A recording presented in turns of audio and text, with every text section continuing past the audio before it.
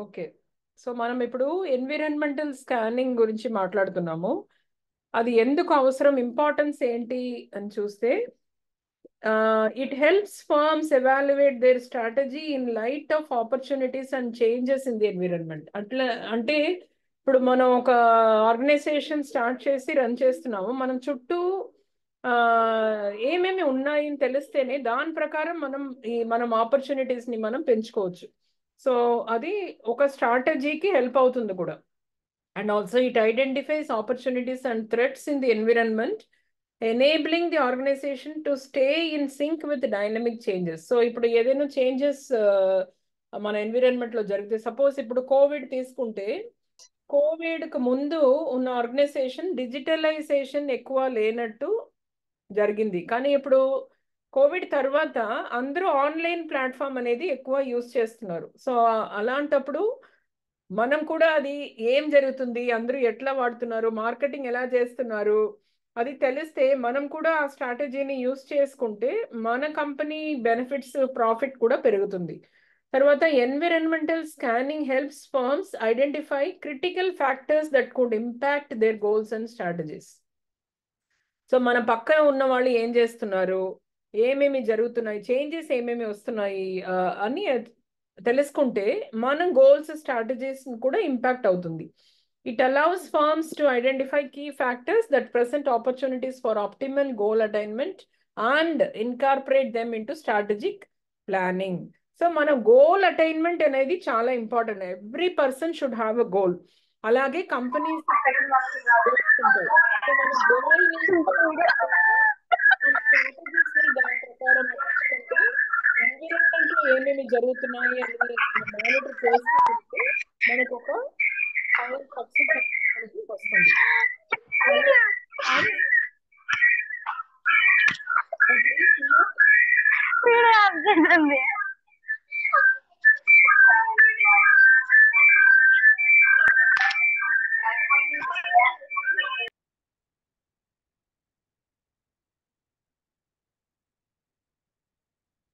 So it allows firms to identify key factors that present opportunities for optimal goal attainment.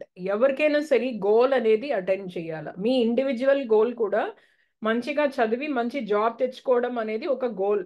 ఆ goal attain చేయాలంటే మీరు మీ strategies ని వాడాలా, ఏం చేయాలి, ఎట్లా చదవాలి, ఏమేమి ఆపర్చునిటీస్ ఉన్నాయి. మనం ఇప్పుడు యూజ్ చేసే జూమ్ ప్లాట్ఫామ్ కూడా ఒక స్ట్రాటజీ. సో ఈ సబ్జెక్ట్ మనం ఎలా నేర్చుకోవాలి, ఫిజికల్గా వచ్చి ఒకరు చెప్పకపోయినా ఆన్లైన్లో కూడా నేర్చుకోవచ్చు. దాన్ని మనం యూజ్ చేయడం అనేది ఒక స్ట్రాటజీ. ఇలా ఫాలో అయితే మీరు గోల్ని అటెండ్ చేస్తారు. తర్వాత environmental scanning helps firms identify the best areas and timings to exploit resources. So environmental scanning అనేది చాలా చాలా ఇంపార్టెంట్ మీ ఫర్మ్ అనేది ఒక సక్సెస్ రీచ్ అవ్వడానికి. తర్వాత factors to be డయాగ్నైజ్డ్ in external environment. So మనం బయట ఉన్న ఎన్విరాన్మెంట్లో ఏమేమి చూడాలి, ఏమేమి కన్సిడర్ చేయాలి. ఒక కంపెనీ ఉందంటే కంపెనీ ఎన్విరాన్మెంట్ని చూస్తే ఏమేమి చూడాలంటే డయాగ్నైజింగ్ జనరల్ ఎన్విరాన్మెంట్ ఫస్ట్. దీంట్లో ఏమేమి ఉంటాయంటే analysing socio economic factors that affect the economy, society and business culture. So మనం బిజినెస్ని అఫెక్ట్ చేసే ఎకానమీ అంటే money related. So society, business కల్చర్ని అఫెక్ట్ చేయడానికి ఏమేమి ఉన్నాయని మనం అనలైజ్ చేయాలా. It also involves evaluating technological factors such as రా మెటీరియల్స్ అండ్ టెక్నాలజికల్ చేంజెస్. నేను చెప్పాను కదా, టెక్నాలజీ ఇప్పుడు డిజిటల్లో ఎక్కువ వచ్చింది కాబట్టి దాని ద్వారా మనం ఏమేమి కొంటే మనం కూడా మన బిజినెస్ని ఇంప్రూవ్ చేసుకోవచ్చని, బయట ఉన్న ఎన్విరాన్మెంట్లో ఏం వాడుతున్నారు, ఎట్లా ఉంది అని మనం చూస్తేనే మనకు అది తెలుస్తుంది. Governmental factors such as taxation and supply demand gaps are also considered. తర్వాత diagnosing industrial environment. This involves identifying customers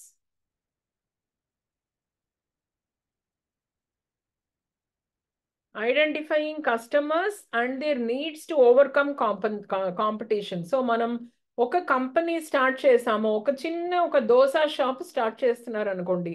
అప్పుడు మన చుట్టూ ఎన్విరాన్మెంట్లో ఏమేమి జరుగుతున్నాయి, ఎన్ని దోసా సెంటర్స్ వచ్చాయి, ఎంతమంది దోశ సెల్ చేస్తున్నారు, అప్పుడు మన దోశ సెంటర్ బాగా ఉండాలి, మనకు మంచిగా అందరూ వచ్చి తినాలంటే అక్కడ ఏం జరుగుతుంది, మన కస్టమర్స్ ఎందుకు అక్కడ వెళ్తున్నారు, ఈ కాంపిటీటర్స్ ని మనం అనలైజ్ చేయాలంటే చుట్టూ ఏం జరుగుతుంది అని చూడాలి. వాళ్ళు ఏమి స్పెషల్ గా ఇస్తున్నారు, డబ్బు తక్కువ తీసుకుంటున్నారా, లేదా క్వాలిటీలో ఏదైనా పెంచారా, ఇవన్నీ చూస్తేనే మీ ఇండస్ట్రీ, మీ కంపెనీని మీరు ఇంప్రూవ్ చేసుకోవచ్చు. అందువల్ల మనం ఇండస్ట్రీ ఎన్విరాన్మెంట్ కూడా మనం చూడాలి, బయట ఏం జరుగుతుంది, టెక్నాలజీ విధంగా ఏమేమి మారింది, ఇలా టెక్నాలజీ లేకుండా ఇండస్ట్రీ విధంగా కూడా ఏమేమి మారింది, మన కాంపిటీటర్స్ ఎవరు, వాళ్ళు మనకన్నా బెటర్ క్లయింట్స్ పెట్టుకున్నారంటే ఎందుకు మన దగ్గర క్లయింట్స్ రావడం లేదు, ఇవన్నీ కూడా మనం ఆలోచి ఆలోచించి దాన్ని స్ట్రాటజీస్ యూస్ చేసి మార్చుకుంటే మనం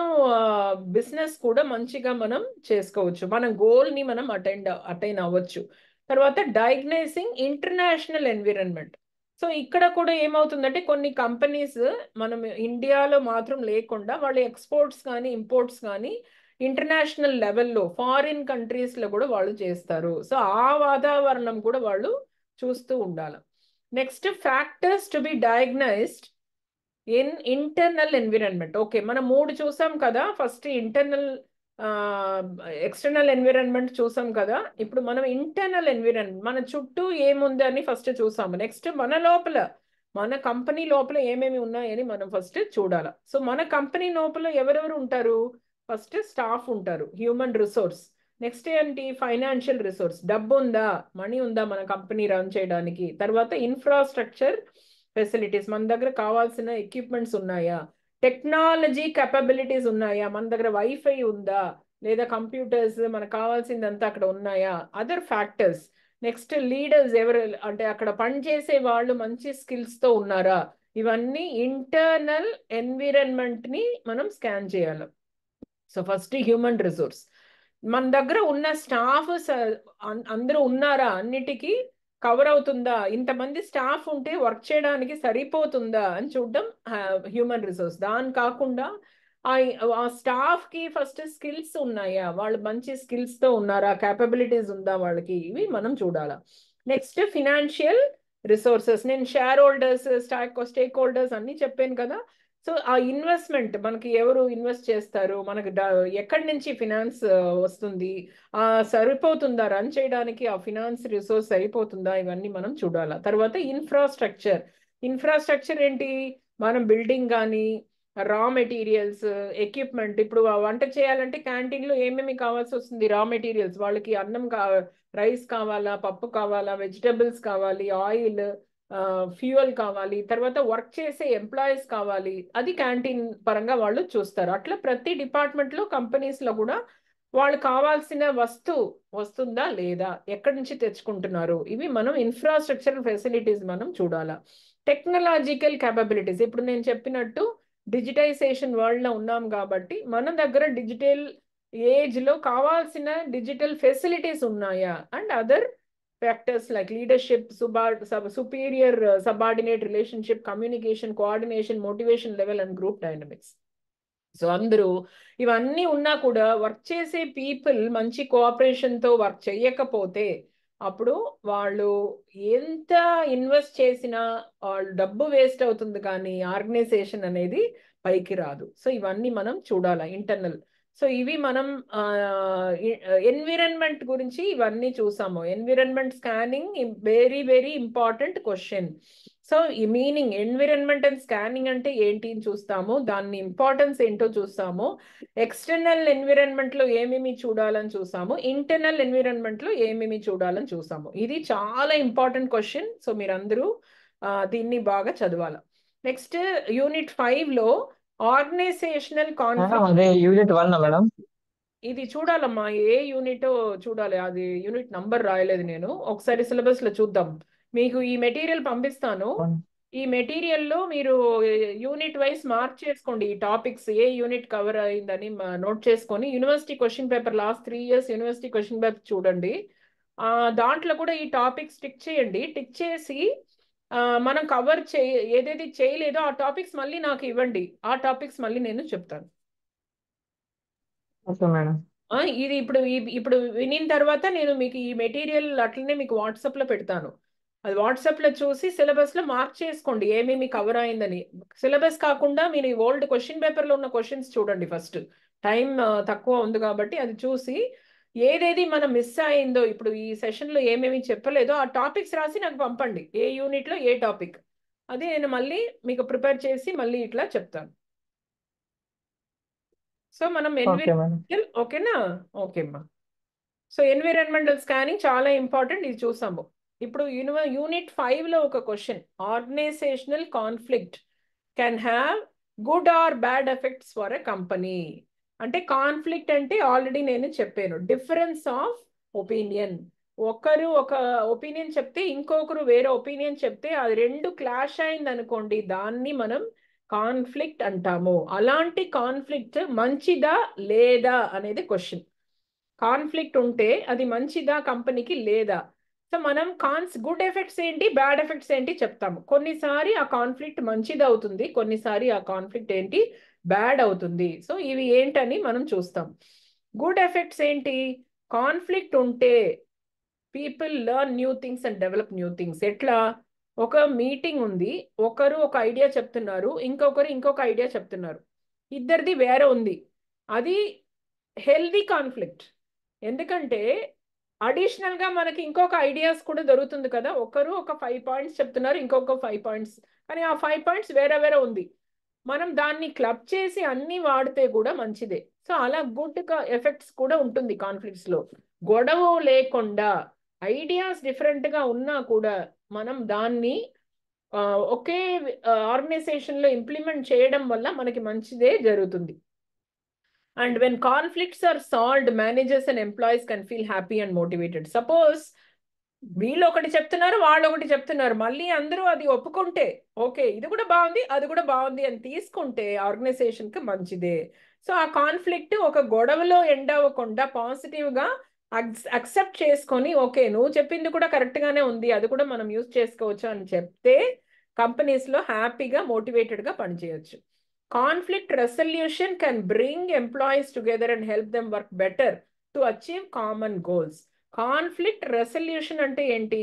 కాన్ఫ్లిక్ట్ అంటే డిఫరెన్స్ ఆఫ్ ఒపీనియన్, రెసల్యూషన్ అంటే ఆ డిఫరెన్స్ ఆఫ్ ఒపీనియన్ కూడా గొడవలో ఎండ్ అవ్వకుండా ఫ్రెండ్లీగా ఉంటే, అందరూ దాన్ని అర్థం చేసుకుంటే మనం ఏం గోల్ రీచ్ అవ్వాలని అనుకుంటున్నామో దాన్ని ఈజీగా మనం అచీవ్ చేయొచ్చు. Conflict can challenge managers to use new techniques and leadership styles. So ఇట్లా కొత్త కొత్త ఐడియాస్ వస్తే ఏమవుతుంది, మనం ఇంకా కొత్తగా కంపెనీలో వాడితే మంచి మంచి రిజల్ట్స్ మనం తెచ్చుకోవచ్చు, మంచి ఆర్గనైజేషన్ బెనిఫిట్కి అది యూజ్ అవుతుంది. Solving conflicts can lead to positive changes in the companies objectives, policies, values which can help company grow. ఒక కంపెనీ గ్రో అవ్వాలంటే ఫస్ట్ థింగ్ ఏంటంటే గొడవ ఉండకూడదు. ఒకరికొకరు డిఫరెన్స్ ఆఫ్ ఒపీనియన్ ఉన్నా గొడవ లేకుండా అందరూ కలిసి పనిచేస్తే మనం ఆర్గనైజేషన్ అనేది మంచిగా ఒక సక్సెస్ని రీచ్ అవుతుంది. తర్వాత conflict resolution can help identify and fix problems in the company. So ఒక నలుగురు వచ్చి మాట్లాడి డిఫరెంట్ ప్రాబ్లమ్స్ గురించి మాట్లాడి దానికి సొల్యూషన్ కూడా చెప్పారనుకో, ఆర్గనైజేషన్ కూడా ప్రాబ్లమ్ సాల్వ్ అయ్యి మనకు ఒక మంచిది జరుగుతుంది. ఇవన్నీ కూడా గుడ్ ఎఫెక్ట్స్. బ్యాడ్ ఎఫెక్ట్స్ ఏంటో చూస్తే, ఒక నెగటివ్ ఫీలింగ్ ఉందనుకో, నువ్వు చెప్పింది నేను ఎప్పుడు ఫాలో కాను, నువ్వు ఎప్పుడు రాంగ్ అని చెప్తావు అని ఆపోజిట్ పార్టీ మాట్లాడితే వాళ్ళ మధ్య ఏమవుతుంది, గొడవ ఉంటుంది. గొడవ జరిగితే ఏమవుతుంది, వాళ్ళు కాన్సన్ట్రేట్ చేసి వర్క్లో కాన్సన్ట్రేషన్ ఉండదు, ఎప్పుడు గొడవ చేస్తూ ఉంటారు. దీనివల్ల ఆర్గనైజేషన్కి నష్టం జరుగుతుంది. ఆ కాన్ఫ్లిక్ట్ పాజిటివ్గా ఉంటే ప్రాఫిట్ వస్తుంది, నెగటివ్గా ఉంటే లాస్ వస్తుంది. సో ఇది మనం చాలా జాగ్రత్తగా హ్యాండిల్ చేయాలి. If conflicts happen often, it can cause confusion and make it harder for employees to work together. అంటే ఎప్పుడో ఒకసారి ఇలాంటి డిఫరెన్స్ ఆఫ్ ఒపీనియన్ ఉంటే అది పెద్ద ప్రాబ్లం కాదు, మాట్లాడి సాల్వ్ చేయొచ్చు. సపోజ్ ఆ కంపెనీలో ఒక పర్సన్ కానీ ఒక గ్రూప్ కానీ ప్రతిరోజు ప్రాబ్లం క్రియేట్ చేశారనుకో, అప్పుడు అందరికీ ఆ వాతావరణమే బాగా ఉండదు. అయ్యో ఇక్కడ ఎలా పనిచేయాలి మనం మన ఫీలింగ్ మనకి వస్తుంది. పొద్దున లేస్తేనే ఏదో ఒక ప్రాబ్లమ్ని క్రియేట్ చేస్తారు, కొంతమంది అలా ఉంటారు. తర్వాత inter personal group conflicts can cause people to behave badly towards each other. Inter personal అంటే ఇద్దరు మధ్య ఇంకా పర్సనల్ గా ఒకరికొకరు ప్రాబ్లం పెట్టుకుంటే ఏమవుతుంది, వాళ్ళు ప్రాబ్లం చేస్తూ ఉంటారు, రోజు ఒక ప్రాబ్లం క్రియేట్ చేస్తూ ఉంటారు. తర్వాత conflict can make employees spend time on solving problems instead of working towards the companies goals, which is called goal displacement. Suppose ఒక టూ స్టూడెంట్స్ మధ్యలో ప్రాబ్లం ఉందనుకో, దాన్ని మనం సాల్వ్ చేయడానికే ఫోకస్, రోజు ప్రాబ్లమ్ సాల్వింగే ఫోకస్ ఉంటుంది, కానీ ఆ ఇన్స్టిట్యూషన్ కానీ ఆర్గనైజేషన్ ఇంకా బెటర్ అవడానికి ఫోకస్ చేయడానికి మనకు టైం ఉండదు. ఎప్పుడు చూసినా ప్రాబ్లమ్ సాల్వింగే. వాళ్ళు ఇది చెప్పారు, అతను ఇది చెప్పారు, నా మీద అది చెప్పారు, ఇది చెప్పారు అని ప్రాబ్లంలోనే మనం టైం స్పెండ్ చేస్తే ఏమవుతుంది, ఆర్గనైజేషన్ గ్రోత్లో మనం కాన్సన్ట్రేషన్ చేయలేము, మనకు మోటివేషన్ ఉండదు, టైం కూడా ఉండదు. So it is important. ఏది ఇంపార్టెంట్, కాన్ఫ్లిక్ట్ని మనం హ్యాండిల్ చేయాలి. అంటే చిన్నగా ఉన్నప్పుడే, ఆ ప్రాబ్లం ఉన్నప్పుడే మనం సాల్వ్ చేస్తే మనం ఈ ప్రాబ్లం లేకుండా ఆర్గనైజేషన్ బాగా రన్ అవ్వడానికి అది యూజ్ అవుతుంది. సో ఈ డిఫరెంట్ టైప్స్ ఆఫ్ కాన్ఫ్లిక్ట్స్ నేను చెప్పినట్టు, ఈ కాన్ఫ్లిక్ట్ రిలేటెడ్ క్వశ్చన్స్ అన్నీ చాలా చాలా ఇంపార్టెంట్. మీరు అది మాత్రం ఇగ్నోర్ చేయకుండా చదవండి. అందరికీ ఆల్ ఆల్ సెట్స్లో కూడా ఈ క్వశ్చన్స్ వస్తాయి. డిఫరెంట్ టైప్స్ ఆఫ్ కాన్ఫ్లిక్ట్స్ చూస్తే, inter group organizational conflict, intra group conflict, inter individual or inter personal conflict, intra individual or intra personal conflict. అప్పుడు అంటే ఇంటర్ అంటే నేను ఇంకొకరు, ఇంటర్. ఇంట్రా అంటే గ్రూప్ లోపలనే ప్రాబ్లం. ఇంటర్ గ్రూప్ అంటే గ్రూప్ 1, గ్రూప్ 2. సో గ్రూప్ 1కి గ్రూప్ 2కి ప్రాబ్లం వస్తే దాన్ని ఇంటర్ గ్రూప్ కాన్ఫ్లిక్ట్ అంటాం. ఇంట్రా గ్రూప్ కాన్ఫ్లిక్ట్ అంటే గ్రూప్ 1లోనే అక్కడ ఉన్న మెంబర్స్కే పడలేదనుకో, అది ఇంట్రా గ్రూప్, గ్రూప్ లోపలనే ప్రాబ్లం ఉంటే ఇంట్రా గ్రూప్ కాన్ఫ్లిక్ట్ అంటాం.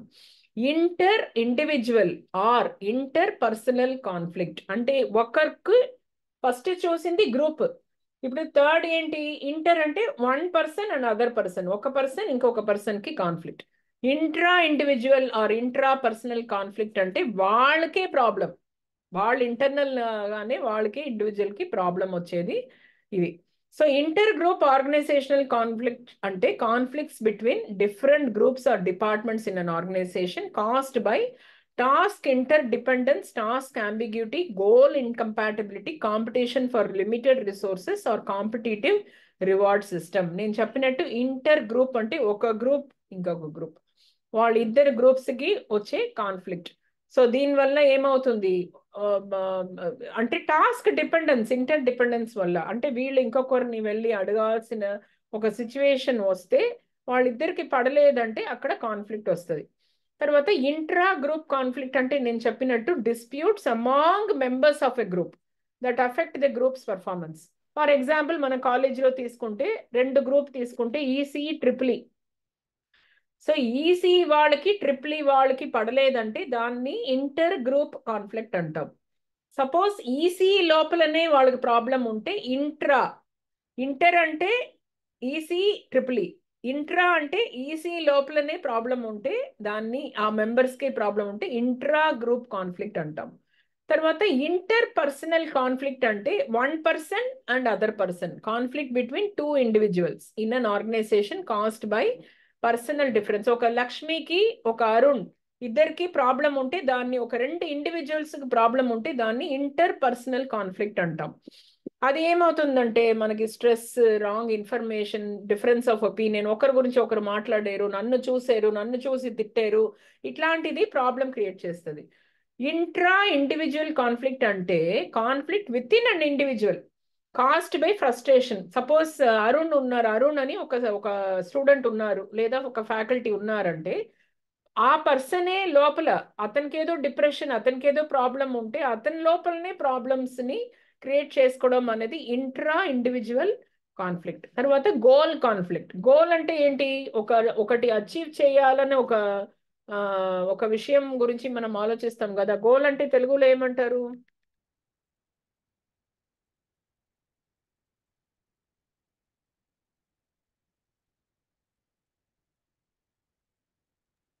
లక్ష్యం మేడం. లక్ష్యం. సో మీరు లక్ష్యం డిఫరెంట్ అయితే, when one goal prevents another from being accomplished, categorized into three types: approach conflict, choosing between two positive and mutually exclusive goals; approach avoidance conflict, being attracted to and avoiding a goal simultaneously. తర్వాత avoidance conflict, choosing between two unattractive goals. So ఇవి goal related conflicts జరుగుతాయి.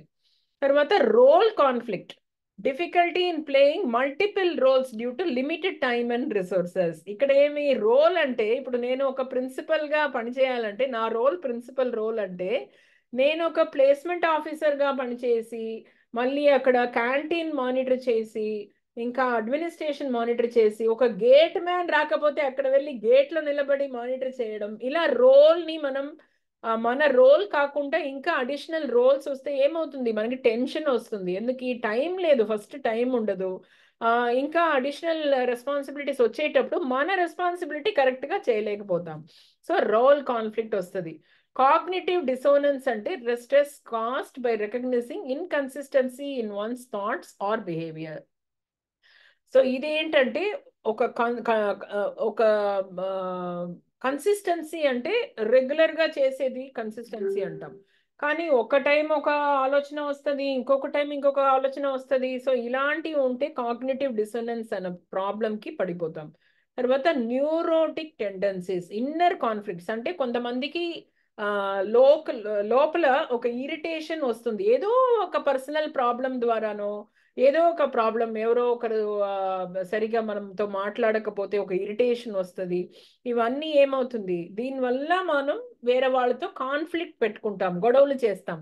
ఏమి reason లేకుండా మనం ఒక unwanted tension తీసుకొని ఇంకొకరితో conflict చేయడం అనేది న్యూరోటిక్ టెండెన్సీస్ అంటాం. సో ఇవన్నీ చాలా చాలా important. Explain different types of conflicts నేను పంపిస్తాను, ఒకసారి చదవండి. అర్థం అవ్వకపోతే మళ్ళీ అడగండి, మళ్ళీ ఎక్స్ప్లెయిన్ చేస్తాను. ఇది చాలా ఇంపార్టెంట్ అన్నమాట. తర్వాత group definition, characteristics and types of group. Group అంటే ఏంటి? సో గ్రూప్ అంటే మనకే తెలుసు, ఒక్కరు కాకుండా మోర్ దెన్ వన్ పర్సన్ ఉంటేనే దాన్ని, 2 or more people ఉంటేనే దాన్ని ఒక గ్రూప్ అంటాము. So a group is when 2 or more people interact with each other and have an impact on each other. They may work together for common goals and share sense of belonging. So ఒక 2-3 members కలిసి వాళ్ళు మాట్లాడితే దాన్ని మనం ఒక group అంటాం. Group అంటేనే అంటే కలిసి పనిచేస్తారు. ఒక గ్రూప్ 3-4 మెంబర్స్ జాయిన్ అయ్యి మీకు ఒక టీమ్ ప్రాజెక్ట్ ఇచ్చారు అనుకోండి, మేడం ఇస్తే మీరు ఒక గ్రూప్ గా పనిచేస్తారు. సో దాన్ని మనం గ్రూప్ అంటాం. గ్రూప్ డైనమిక్స్ అంటే is about how people in a group interact with each other. Group dynamics అంటే ఒకరు ఇంకొకరితో ఎట్లా బిహేవ్ చేస్తారు, ఎట్లా ఇంటరాక్ట్ అవుతారు, ఎట్లా మాట్లాడతారు, ఎట్లా కలిసి పనిచేస్తారు, దాన్ని గ్రూప్ డైనమిక్స్ అంటాము. It includes how the group is organised and how it functions. So ఇది గ్రూప్ ఎట్లా ఫంక్షన్ అవుతుంది, ఎట్లా ఆర్గనైజ్డ్ గా ఉంది, దాన్ని మనం గ్రూప్ డైనమిక్స్ కింద తీసుకొస్తాం. It occurs when people interact with each other in small groups, and group dynamics involves the way members communicate with each other. ఎట్లా కమ్యూనికేట్ చేస్తున్నామో, ఏం మాట్లాడుతున్నామో అది కూడా గ్రూప్ డైనమిక్స్. ఎందుకంటే టీంలో వర్క్ చేయాలంటే అందరూ కలిసి పనిచేస్తేనే, మీరు ఫ్రెండ్లీగా పనిచేస్తేనే మీకు ఒక సక్సెస్ వస్తుంది. సో గ్రూప్ డైనమిక్స్ లో మనతో ఒక నలుగురు కలిసి పనిచేసేటప్పుడు ఆ నలుగురుతో కూడా మనం ఫ్రెండ్లీగా ఉంటేనే మన వల్ల ఆ గ్రూప్ లో మనం ఒక అవుట్పుట్ ని తీసుకొని రావచ్చు. తర్వాత ఇంకొకరికి మనం రెస్పెక్ట్ ఇవ్వాలా. మనం టీమ్ మెంబర్స్ కి ఒకరికొకరు రెస్పెక్ట్ ఇస్తేనే వాళ్ళు కూడా మనకి రెస్పెక్ట్ ఇస్తారు, కలిసి పనిచేస్తారు. ఇవన్నీ మనం గ్రూప్ డైనమిక్స్ అంటాము. తర్వాత people join groups for different reasons. So ఈ గ్రూప్స్ ఎట్లా ఫామ్ అవుతుంది అంటే, ఈ ఆర్గనైజేషన్ లో కూడా ఫ్రెండ్స్ ఒక గ్రూప్స్ ఫామ్ అవుతారు కదా. మీకు కూడా ఒక ఈసీలో ఉంటారు, కానీ మీకు వేరే డిపార్ట్మెంట్ లో కూడా ఫ్రెండ్స్ ఉంటారు, మీరు రూమ్మేట్స్ ఉంటారు, అక్కడ ఫార్మసీ మెంబర్స్ ఉంటారు, నర్సింగ్ ఉంటారు, లేదా సిఎస్సి పిల్లలు ఉంటారు. ఎట్లనో మీరు కలిసి ఒక గ్రూప్ ఫామ్ చేసుకుంటారు కదా. ఎట్లా గ్రూప్ ఫామ్ చేసుకుంటారు? కొంతమంది ఏం చేస్తారంటే power, to achieve things that cannot be done alone. మనం అలోన్గా చేయలేని పరిస్థితిలో మనం గ్రూప్లో జాయిన్ అవుతాం. ఓకే, మనం కలిసి వర్క్ చేస్తే మనం ఒక గోల్ని మనం అచీవ్ చేయొచ్చని. తర్వాత status, to feel important by being part of a specific group. ఒక బయట ఒక ఆర్గనైజేషన్లో ఒక గ్రూప్లో మనం మెంబర్గా ఉంటే మనకి సొసైటీలో ఒక రెస్పెక్ట్ ఇస్తారు, ఒక స్టేటస్ ఉంటుంది. దానివల్ల మనం డిఫరెంట్ గ్రూప్స్లో జాయిన్ అవుతాము. తర్వాత security, to feel safe and strong by being part of a group. So ఒక గ్రూప్లో ఉంటే మనం ఒక సెక్యూరిటీగా ఫీల్ అవుతాం, మనకు అన్ని తెలుస్తుంది ఇన్ఫర్మేషన్స్, ప్లస్ వాళ్ళు మనతో ఉంటారు, మనకి ఏదైనా కావాలంటే హెల్ప్ చేస్తారు. అలాంటి గ్రూప్లో ఉంటే ఒక సెక్యూరిటీ ఉంటుంది. తర్వాత affiliation, to satisfy social needs by interacting with others in the group. So ఇది చాలా చాలా ఇంపార్టెంట్. తర్వాత self esteem, to feel good about themselves by being part of a valued group. So ఒక గ్రూప్లో ఉన్నామంటే మనకి ఒక రెస్పెక్ట్ ఇచ్చారనుకో, నువ్వు you feel good about your self. Oh my god, ఈ గ్రూప్లో నాకు మంచి రెస్పెక్ట్ ఇస్తున్నారు. సో సెల్ఫ్ ఎస్టీమ్, మన గురించి మనం మంచిగా ఆలోచించడం కూడా సెల్ఫ్ ఎస్టీమ్ అంటాం. తర్వాత గ్రూప్ హ్యాస్ స్పెసిఫిక్ ఫీచర్స్ ఏమేమి? It must have at least 2 people and size of group is decided by the organization. So group వచ్చి ఆర్గనైజేషన్లో కూడా గ్రూప్స్ ఫామ్ చేస్తారు. సో ఆ గ్రూప్స్లో మినిమం 2 members ఉంటేనే దాన్ని ఒక గ్రూప్ అంటాం. తర్వాత every member of the group is aware of their membership and considers themselves as part of it. Suppose మన కాలేజ్లో ఒక ఎన్ఎస్ఎస్ గ్రూప్ ఫామ్ చేస్తున్నాము, institutional innovation cell group form చేస్తున్నాము, అలాగే ఉన్నత్ భారత్ అభియాన్ గ్రూప్ ఫామ్ చేస్తున్నాము, కల్చరల్ గ్రూప్ ఫామ్ చేస్తున్నాము, sports group form చేస్తున్నాము.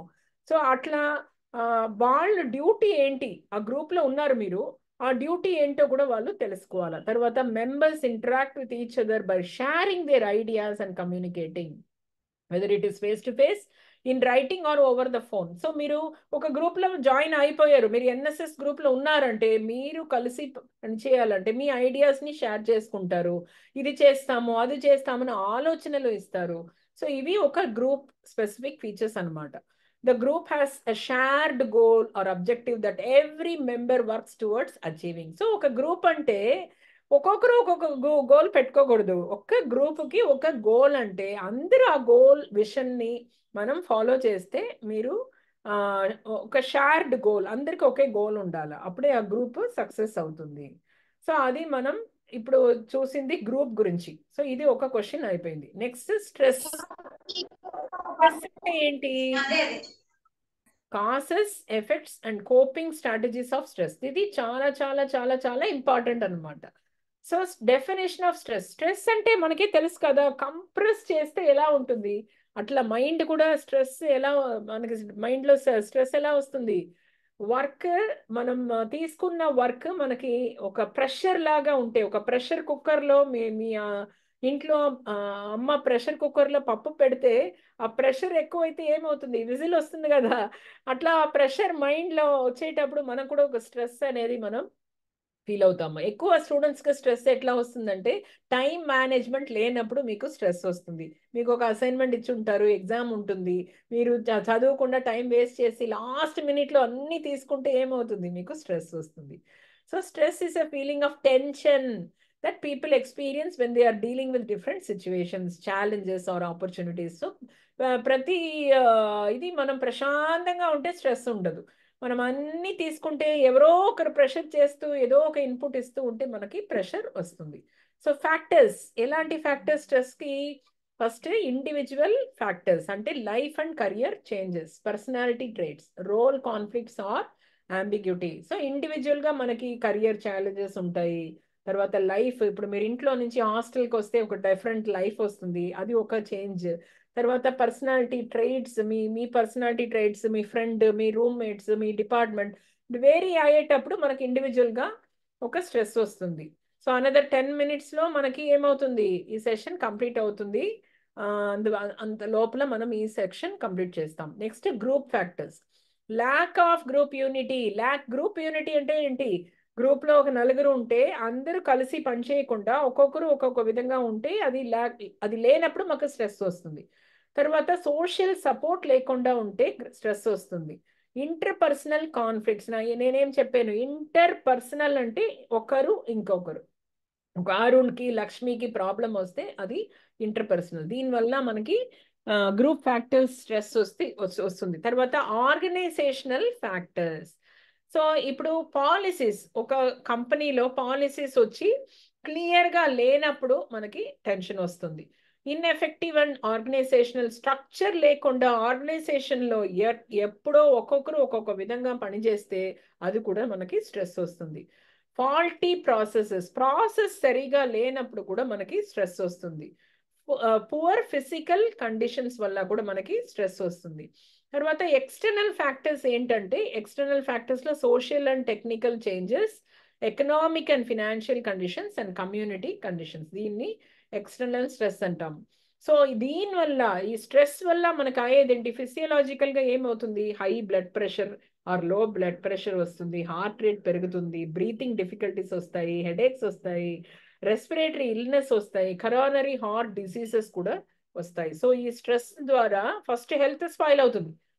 Next psychological effects, tension, negative feelings, emotional distress, anxiety, job dissatisfaction, work చేసేటప్పుడు మనకి సాటిస్ఫాక్షన్ ఉండదు, అది సైకలాజికల్ ఎఫెక్ట్స్. మైండ్ డిస్టర్బ్ అవుతుంది, ఫస్ట్ ఫిజికల్, తర్వాత మైండ్, తర్వాత బిహేవియర్. దీని ద్వారా ఏమవుతుంది, మన బిహేవియర్ మారుతుంది, ఇన్వాల్వ్మెంట్ ఉండదు, మోటివేషన్ ఉండదు, పర్ఫార్మెన్స్ లెవెల్ తగ్గిపోతుంది.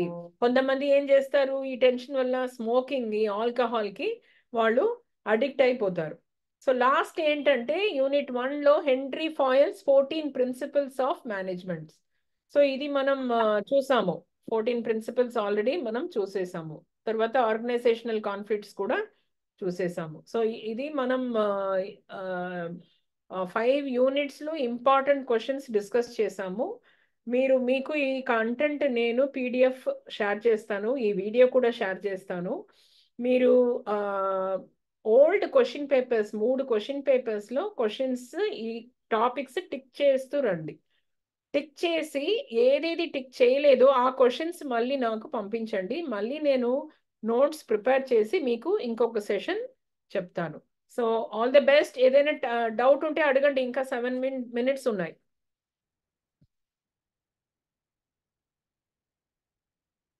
ఫాలో అవుతున్నారా, అర్థం అవుతుందా? Yes madam. ఒకసారి ఇప్పుడు నేను నోట్స్ పంపిస్తే మీరు కంప్లీట్గా చదవండి. చదివితేనే మీకు, ఇమీడియట్గా చదివితేనే మీకు నేను చెప్పింది కూడా అర్థమవుతుంది. అర్థమైతే, లేదంటే డౌట్ ఉంటే నాకు మెసేజ్ చేయండి, నా నంబర్కి మెసేజ్ చేస్తే మళ్ళీ నేను మీకు అది ఎక్స్ప్లెయిన్ చేస్తాను. మిస్ అయ్యి మాల్ పేపర్ క్వశ్చన్స్ లో అయితే చాలా వరకు మిస్ అయ్యాం మేడం. అదే మీరు మార్క్ చేసి పంపండి నాకు. Okay madam. ఏమేమి క్వశ్చన్స్ ఏ యూనిట్లో ఉంది పంపితే నేను అది నోట్స్ రెడీ చేసి మీకు మళ్ళీ ఎక్స్ప్లెయిన్ చేస్తాను. ఇవి అయితే చాలా ఇంపార్టెంట్ క్వశ్చన్స్, ఫస్ట్ లెవెల్. ఇది ఎవరు మిస్ అవ్వకుండా చదవండి, ష్యూర్గా ఓకే మేడం. వస్తుంది ఈ క్వశ్చన్స్. సరేనా? ఈ రోజు నైటే మీరు దాన్ని చూసి నాకు ఆ క్వశ్చన్స్ పంపితే నేను రేపు రెడీ చేస్తాను. Okay madam, I will do that madam. Please do it. What's your name? Shivanand Reddy madam. Okay Shivanand Reddy. So thank you so much all of you, and please reach me out for any help. Other subjects కూడా మీకు ఇలాంటి notes కావాలంటే నాకు subject content plus questions పంపిస్తే నేను మీకు ఇలా రాసిస్తాను. సరేనా? మేడం మెయిన్ ఎల్సిఎస్ మేడం మాకు కావాల్సింది. పంపించండి, మీరు నోట్స్ పంపించండి, క్వశ్చన్స్ పంపించండి, unit wise. Notes soft copy కావాలి నాకు. నోట్స్ ఏం లేదు మేడం, మాకు ఇంతవరకు ఏం చెప్పలేదు మేడం, కదా కానీ బుక్ క్వశ్చన్ ఉంటుంది పేపర్స్ కదా, ఉన్నాయి మేడం. బుక్ ఉంటుంది కదా మీకు? లేదు మేడం. బుక్ లేదమ్మా ఎల్సిఎస్కి? లేదు మేడం, నేనేం చూడలేదు, బుక్ అయితే ఇంతవరకు చూడలేదు మేడం. సరే, మీరు హెచ్ఓడి దగ్గర మాట్లాడండి, బుక్ ఉంటే సాఫ్ట్ కాపీ ఇవ్వండి, లేదంటే క్వశ్చన్స్ పంపండి unit wise, university okay questions. Madam. నేను మీకు నోట్స్, పాయింట్ వైజ్ నోట్స్ రాసిస్తాను, అది ఈజీగా గుర్తుపెట్టుకుంటారు, రాసిస్తారు. Okay madam. సరేనా? All the best. Thank you ma'am. Thank you madam.